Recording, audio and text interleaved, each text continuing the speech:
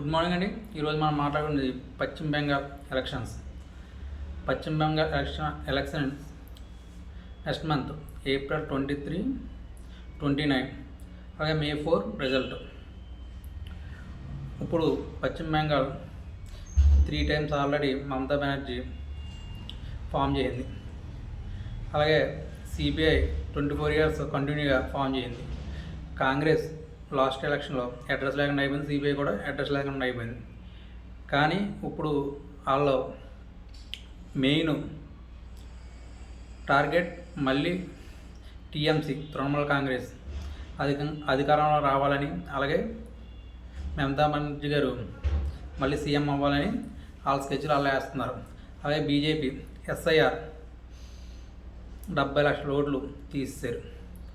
ఆ ప్రాంతాల్లో ఎడ్జ్ ఉంటుంది. అలాగే లాస్ట్ టైం రాజ్బెన్నీ అండ్ మాంటోనా అన్న ఏరియాలో బీజేపీ ఎక్కువ లీడ్ వచ్చింది. కానీ ట్రిప్ అది కూడా రాదని విశ్లేషకులు అన్నారు. అక్కడ ముస్లిం ఓటింగ్ 27% ఉంది. కానీ అక్కడ చాలా వరకు ఓట్లు తీస్తారు కాబట్టి, ఎక్కువ బంగ్లాదేశ్ నుంచి వచ్చిన వాళ్ళు వీళ్ళందరూ ఉన్నారు కాబట్టి అక్కడ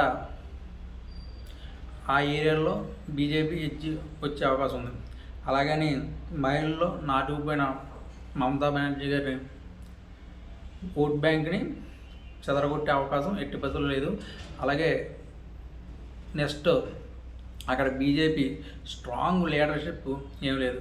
సుబేందు ఉన్నాడు కానీ ఆయన నందిగ్రామం నుంచి మమతా బెనర్జీ గారి మీద విజయం సాధించారు. కానీ తర్వాత ఆమె అక్కడ నుంచి ఓడిపోయిన తర్వాత సీఎం అయిన తర్వాత భావనపూర్ నుంచి పోటీ చేయరు. ఇప్పుడు మళ్ళీ భావనపూర్ నుంచి సుబేందు పోటీ చేస్తున్నారు. ఇద్దరు టఫ్ ఫైట్.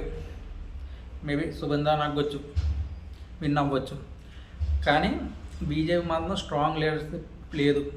అంటే సెకండ్ క్యాడర్ లీడర్షిప్ లేదు. అలాగే లోకల్లో బాగా పనిచేసే వ్యక్తులు కూడా లేరు.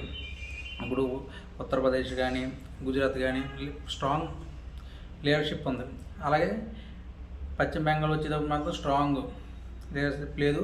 అలాగే ఎక్కువ మైనారిటీ ఓట్లు కాబట్టి అక్కడ అవకాశం ఉండకపోతుంది. ఎందుకంటే 2016లో 3 సీట్లు వచ్చినాయి, 2021లో 77 సీట్లు వచ్చినాయి. 3 ఎక్కడ 77 ఎక్కడ. కానీ ఇప్పుడు కూడా వస్తాయి, 100 అబోవ్ వస్తాయి, తక్కువ రావు. కానీ ఏంటంటే సీఎం అయ్యే అవకాశం మాత్రం ఉండకపోవచ్చు. ఎందుకంటే మమతా బెనర్జీ గవర్నమెంట్ మీద అవినీతి ఆరోపణలు ఉన్నా సరే అవన్నీ ఆమెను ఓడించడానికి పనిచేయవు. మినిస్టర్లు కానీ ఇంకోటి కానీ నెక్స్ట్ ఒక మెడికల్ స్టూడెంట్ని చంపేయడం కానీ ఆ కేసులు కానీ ఏదన్నా సరే ఆమెని ఓడించే అంత స్టెబిలిటీగా ఉన్న లీడరు అక్కడ లేడు. అందుకని మళ్ళీ ఎక్కువగా అవకాశం మాత్రం పశ్చిమ బెంగాల్లో మాత్రం మమతా బెనర్జీ గారిగా ఉంది.